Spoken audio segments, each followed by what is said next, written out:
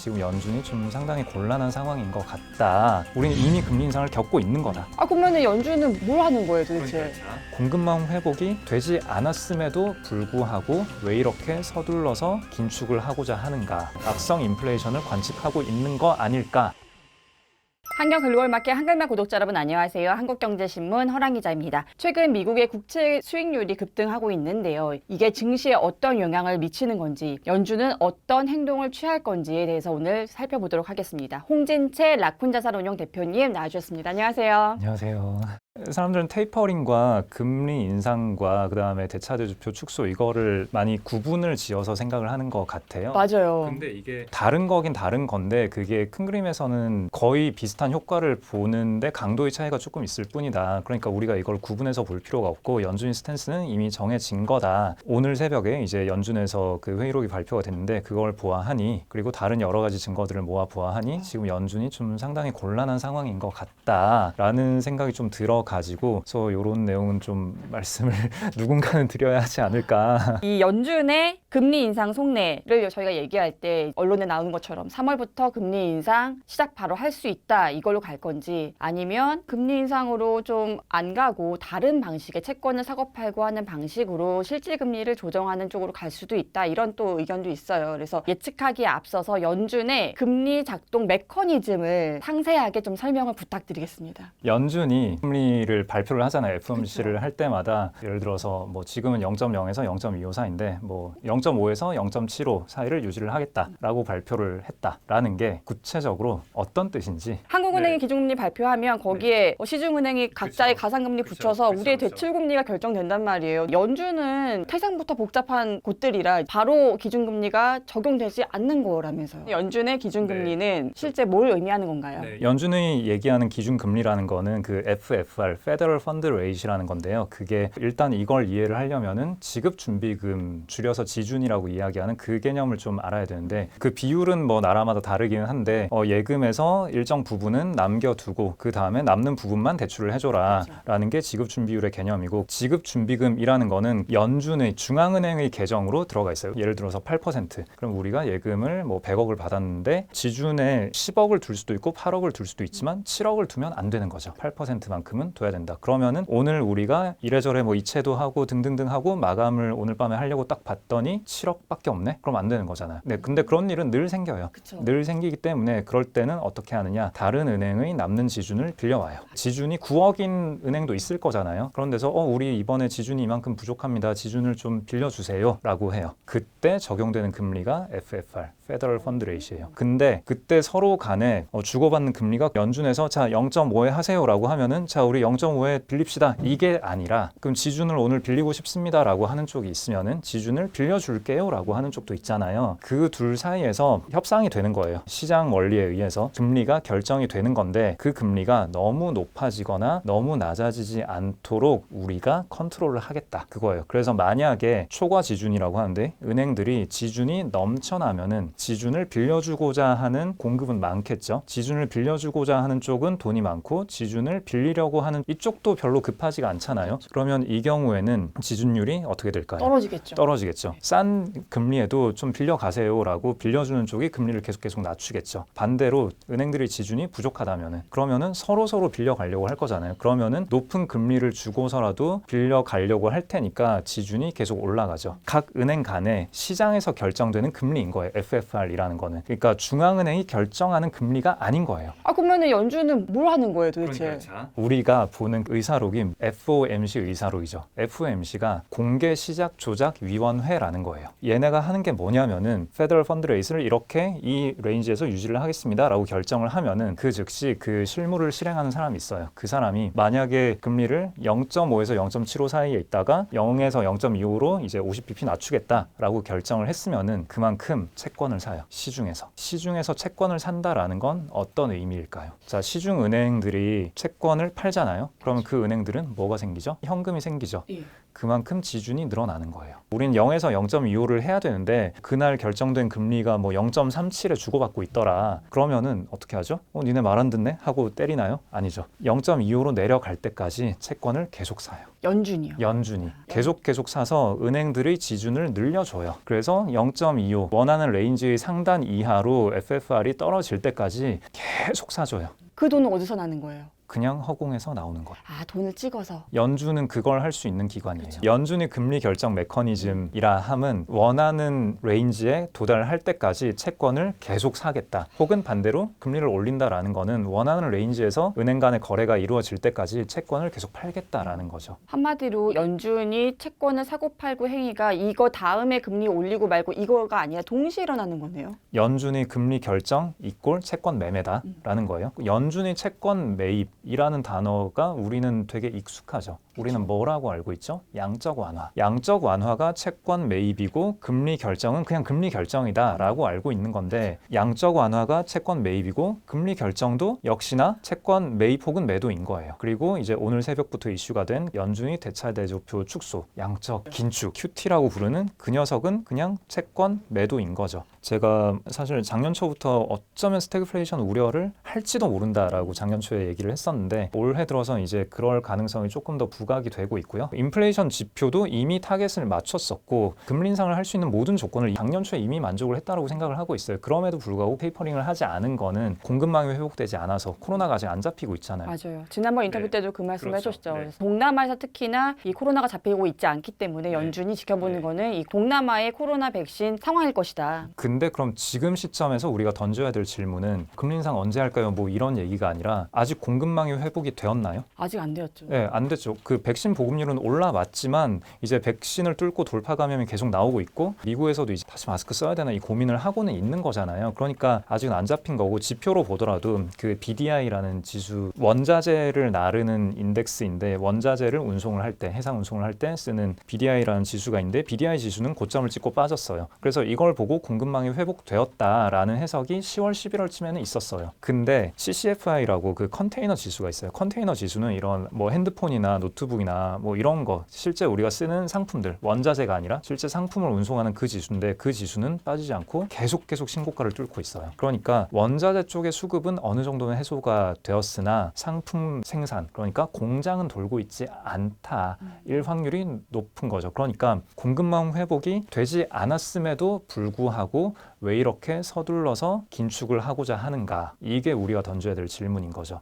왜 그렇게 하고자 하는데요? 인플레이션이 너무 심하기 때문에 악성 인플레이션을 관측하고 있는 거 아닐까? 한마디로 지금 저희 댓글창에서도 서기관 조님도 그렇고 이제 여러 분들께서 유동성으로 인한 인플레 아니었냐 이게 사실은 여러 전문가들의 주된 의견이었었는데 아니다 사실은 악성 공급발 인플레이션이 스물스물 지금 드러나고 있다 이 얘기하시는 거네요. 그럴 가능성을 연준도 보고 있는 거 아닌가? 연준이 왜 지금까지 테이퍼링을 안 하고 있었을까? 제 추측은 연준도 그걸 확인하고 싶었다. 그래서 이제 BEI 얘기를 좀 해야 될 것 같은데 유동성 확대로 인한 인플레이션이었다면은 팁스 매입 축소로 인한 기대 인플레이션 조절로 인플레이션이 잡혀야 되는 건데 팁스가 뭔지를 우리가 알아야 돼요. 팁스 물가 연동 국채라는 건데 채권을 보유하는 분들은 보통 은퇴하신 분들이 연금으로 쓰거나 그럴 용도로 많이 쓰시잖아요. 일단 지금 모아놓은 돈은 딱 이제 정해진 거잖아요. 그럼 여기에서 이 돈으로 재테크를 잘 해서 거기서 나오는 현금으로 생활비를 써야 되는데 인플레이션이 와버리면은 채권 이자를 5%를 받더라도 10% 인플레이션이 오면은 갈수록 가난해지는 거잖아요. 그냥 이자만 받아서 생활을 하면서 생활 수준을 유지를 하고 싶은데 그런 분들을 위해서 팁스라는 걸 만들어냈고요. 물가가 오를수록 내 원금이 더 늘어나는 구조예요. 물가가 10% 올랐다. 그럼 내가 1억을 맡겨놨으면 1.1억으로 해줄게 라고 하고 거기에 대한 이자를 또 주는 거예요.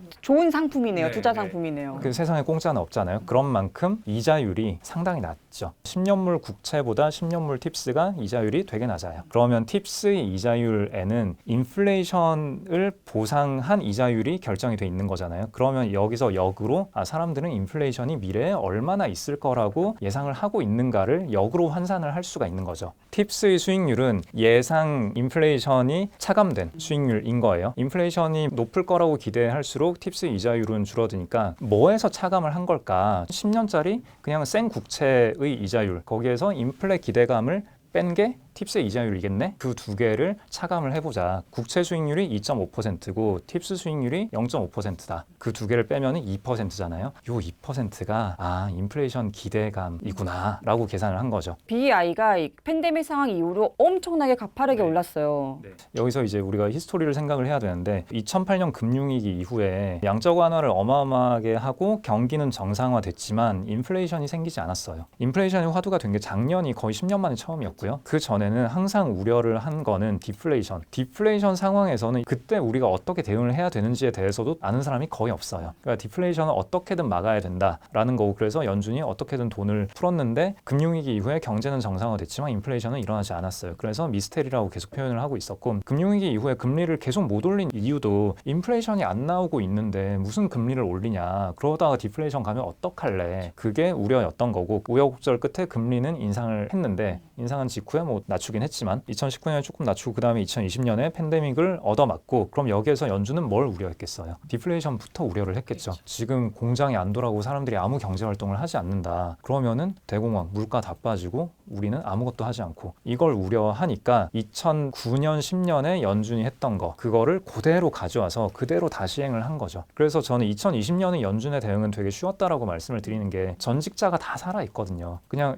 이거 이렇게 하면 되는 거예요? 전화해서 물어보면 되는 거예요. 2020년의 대응이 2009년의 양적 완화와 다른 게 뭐였냐라고 하면은 같은 매뉴얼을 쓰긴 썼는데 뭘 사느냐가 달랐던 거죠. 그 당시에는 모기지 담보부채 MBS를 많이 샀었고, 근데 이번에 산 거는 팁스라는 걸 산 거예요. 팁스를 많이 사면은 팁스 가격은 올라갈 테니까 팁스의 수익률은 떨어지겠죠. 그러면 아까 BEI라는 공식을 놓고 봤을 때 국채 수익률 빼기 팁스 수익률인데 팁스 수익률이 훅 빠지니까 그러면은 BEI가 훅 올라가잖아요. 그러면 연준이 우려했던 거는 인플레이션이 낮아지는 거, 팬데믹 때 디플레이션이 오면 어쩌나. 그래서 이거를 BEI를 높이는 형태로 인위적으로 인플레이션을 조장을 해보자라고 하면서 팁스를 공격적으로 샀고, 인과관계가 있는지는 모르겠으나 인플레이션은 왔죠. 19년 말 20년 초부터 인플레이션은 실제로 관측이 되고 있었어요. 그럼 여기에서 이제 아까 말씀하신 대로 유동성에 의한 인플레이션이냐 공급망에 의한 인플레이션이냐, 이걸 아무도 모르잖아요. 혹시나 공급망에 의한 인플레이션이면 여기서 함부로 금리를 올렸다가 안 되니까, 유동성에 의한 인플레이션이면은 그냥 줄여버리면 되는데 어느 건지 모르니까 일단은 지켜보자. 그래서 공급망 회복될 때까지 기다리자. 그러느라고 연준이 아직까지 공식적인 기준금리 인상 안 하고 있다. 이렇게. 테이퍼링조차 되게 늦추고 있었던 거죠. 그래서 11월에 테이퍼링을 하겠습니다라고 할 때 공급망이 정상화되는 조짐을 보인다, 그런 얘기들이 나왔었거든요. 근데 지금은 그 얘기가 그것보다는 이제 고용이 정상화되었고 어쩌고저쩌고 금리 인상을 해야 되는 타당성에 대해서 계속 얘기를 하고 있어요. 그 다음에 인플레이션이 높은 상태에서 지속적으로 갈 걸로 보인다, 이런 멘트가 또 나오고요. 그러니까 이게 좋게 생각하자면 경제가 정상화됐으니까 금리 올린다인 건데, 안 좋게 보자면은 그렇게 기다렸는데 공급망이 회복되지 않았음에도 불구하고 악성 인플레이션을 방조할 수는 없다. 그러니까 일단은 유동성부터 축소하고 본다. 이거일 가능성을 우리가 배제할 수 있느냐? 저는 배제할 수 없을 것 같거든요. 원래 한국은 수출을 많이 하니까 그 글로벌 경기, 실물 경기를 좀 많이 반영을 하거든요. 수출 지표가 발표가 되잖아요. 이번에 1월에 나왔는데 잘 나왔는데, 이걸 까보면은 물량 효과와 가격 효과, 많이 팔아서 수출이 많이 됐는지 비싼 값에 팔아서 수출이 많이 됐는지 이걸 구분을 할 수가 있는데, 물량 인덱스도 조금 올라갔는데 그것보다는 가격 인덱스가 거의 전년 대비 20% 정도 뛰었어요. 아직은 공급망이 정상화되지 않았다라는 거예요. 이것과 비슷한 자료들을 글로벌 레벨에서 나오는 자료들을 연준은 봤을 거고, 한마디로 연준이 고민하고 있는 거는 이게 악성 공급할 인플레이션일 가능성도 염두에 두고 있는 거다. 네, 그러니까 좌시할 수 없다. 코로나고 뭐고 모르겠고 더 이상은 못 기다린다. 그런 관점에서 본다면은 최근 회의록의 그 강경한 스탠스가 다 납득이 되거든요. 사실은 저희가 한 달 전에 정용택 IBK 투자증권 리서치 센터장님이랑 저희가 인터뷰를 했었을 때, 정용택 센터장님께서 이 팁스를 사고 파는 걸 가지고 연준이 실질 금리를 조정할 것이지 실제로 기준금리 인상까지는 안 갈 수 있다, 이렇게 얘기를 하고 가셨어요. 근데 거기서 한 달이 지난 지금 시점에서 봤을 때 대표님은 조금 더 액션이 과격해질 수 있다, 이렇게 보시는 거네요. 일단 정용택 위원님 매우 존경하고요. 저도 그분께 늘 배우고 있고, 11월 시점에서 그렇게 생각하는 거는 충분히 합리적이고요. 연준도 그렇게 생각을 했을 거예요. 자, 이렇게 일단 팁스 매입을 축소하는 형태로 인위적으로 끌어올렸던 BEI는 낮춘 이후에 실물 인플레이션이 어떻게 굴러가는지 지켜보자.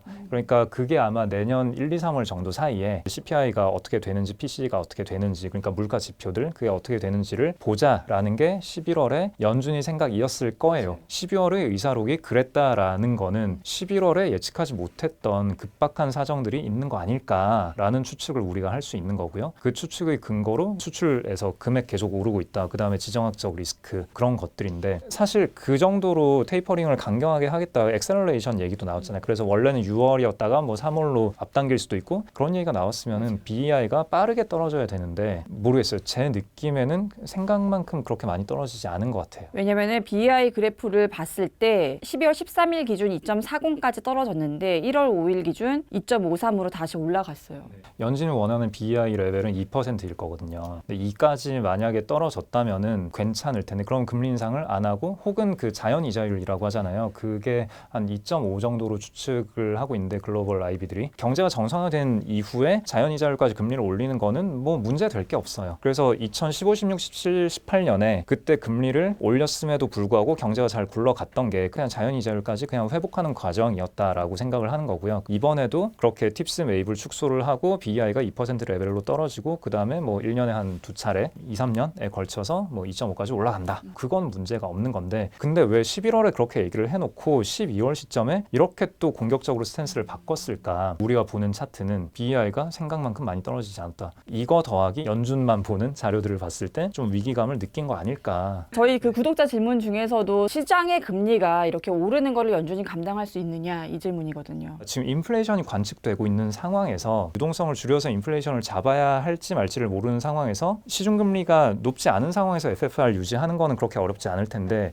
이게 올라버린 상황에서 FFR이 같이 따라 올라가는 압력을 누르기 위해서는 더 많은 채권 매입을 해야 되는 거죠. 그건 또 테이퍼링이랑 안 맞잖아요. 안 맞는 거잖아요. 연준이 어느 시점에는 그 시중금리의 압력을 감당하지 못하고 기준금리를 인상하는 걸 할 수 있겠죠. 근데 사실 그걸 하고 말고는 관전 포인트가 아닌 거예요. 금리 조정이랑 그 채권 매매는 같은 거기 때문에 테이퍼링을 한다. 다시 말해서 기존에 사고 있던 채권을 사지 않는다라는 거는 채권 수요는 줄이고 공급은 건드리지 않겠다라는 거잖아요. 그러면은 이게 채권 공급이 늘어나는 거고 그럼 금리가 올라가는 거죠. 테이퍼링을 한다라는 거는 시장에 대해서는 금리 인상과 같은 효과가 나오는 거예요. 그 강도의 차이일 뿐이지. 이제 서두 FFR 설명을 드린 게 금리 인상한다라는 건 뭐냐? 채권 매도한다. 채권 수요를 줄인다라는 거죠. 그러니까 테이퍼링 할 때 수요 줄인다와 금리 인상할 때 공급 늘린다는 수요 공급의 관점에서는 그냥 같은 얘기인 거예요. 금리 인상하고 말고가 관전 포인트가 아닐 가능성이 높다. 우리는 이미 금리 인상을 겪고 있는 거다. 그런 측면에서 이미 유동성 축소는 시작됐다라고 볼 수밖에 없는 거겠네요. 체감으로는 이미 시작되었다. 제가 이런 말씀을 드리는 거는 이제 너무 낙관적으로 기대를 하면서 금리 인상 시점이 조금 늦춰질 것 같다. 혹은 뭐 3회에서 2회로 줄었다라고 해서 막 환호하고 열광하고 이러는 건 굉장히 위험한 일이다. 그 말씀을 드리고자 했던 거예요. 네. 지금은 지켜보면서 조심조심 가시다가 어떤 걸 보면서 정말 이제 좀 안 좋아질 수 있겠네, 최악의 상황일 수 있겠네 생각하실 것 같으세요? 제가 우려하는 건 이제 70년대의 스태그플레이션인 거죠. 물가가 되게 높은데 경기도 안 좋고 그러니까 높은 물가를 회사가 이익으로 흡수를 해가지고 또 새로운 사업에도 투자를 하고 고용도 많이 하고 이렇게 되면 좋은 건데 그게 아닌 상황. 향후에 우리의 관전 포인트는 금리 높고 물가 높은데 기업이 꺾였어. 이거 어떻게 할 거냐. 뭐 그런 거죠. 거꾸로 금리 인상 시점을 만약에 늦춘다라는 거는 그게 오히려 더 위험한 일이다라고 말씀을 드렸잖아요. 그거는 연준이 이도저도 못하는 선택 불가한 상황에 봉착했다라는 가능성을 높게 볼 수 있을 것 같아요. 바라건대 12월 의사록 내용처럼 굉장히 빠르게 금리 인상 행보를 하기를 기대하는 수밖에 없네요. 근데 그렇게 말하면 이제 혼나겠죠. 시장 참여자들은